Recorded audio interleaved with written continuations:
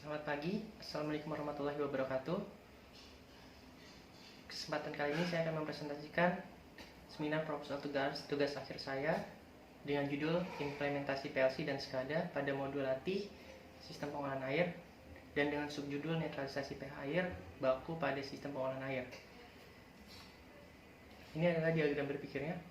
Alur berpikirnya adalah latar belakang, judul, rumusan masalah, tujuan, luaran, bentuk dan cara kerja alat, diagram blok, jadwal pelaksanaan, serta justifikasi anggaran biaya. Latar belakang, kebutuhan air bersih semakin meningkat seiring dengan meningkatnya populasi dan aktivitas manusia. Ini adalah kebutuhan pada tahun 2018. Kemudian latar belakang yang lain adalah ketersediaan air ini sangat berlimpah, tetapi tidak semua dapat digunakan untuk kebutuhan sehari-hari.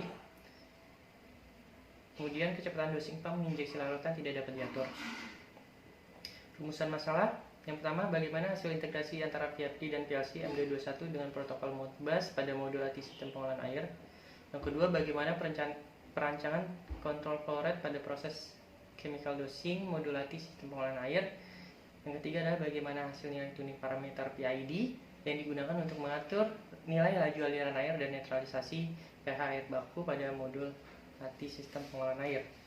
Tujuan yaitu tugas akhir saya bertujuan mendapatkan hasil kualitas pH air yang layak digunakan untuk kebutuhan konsumsi, industri, dan mandi, cuci, dan kakus.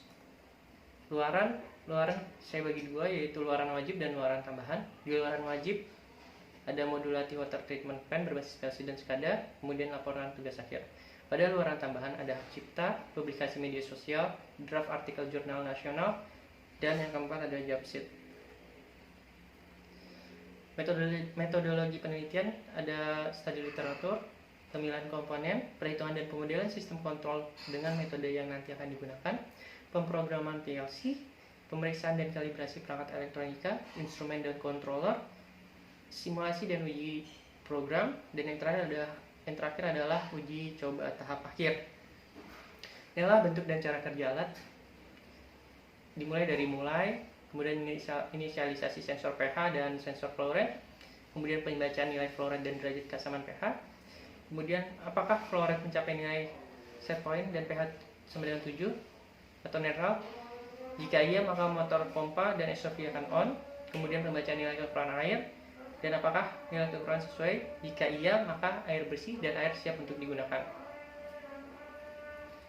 Dan ini adalah blok diagram prosesnya. Ada air baku, kemudian masuk ke proses chemical dosing, kemudian masuk ke proses deep filtration, kemudian menjadi air bersih yang nantinya akan ditampung di clean water tank, kemudian baru siap didistribusikan. Ini blok diagram komponennya.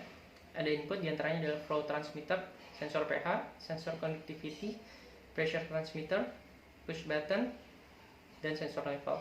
Untuk proses ada SCADA, router, dan programmable logic control atau PLC.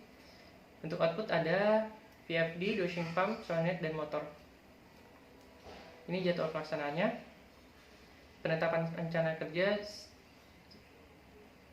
dilakukan pada bulan pertama, studi literatur pada bulan 1 sampai dengan 3, perancangan alat dilakukan di bulan pertama, kemudian perancangan wiring diagram, pembelian komponen alat, realisasi alat dilakukan di bulan kedua, pengujian 1 dan troubleshooting, pengujian 2 dan penyempurnaan alat, evaluasi itu kami lakukan di bulan ketiga, evaluasi dan penyempurnaan alat dilakukan di bulan keempat, pembuatan laporan akhir dan pengumpulan laporan itu dilakukan di bulan kelima.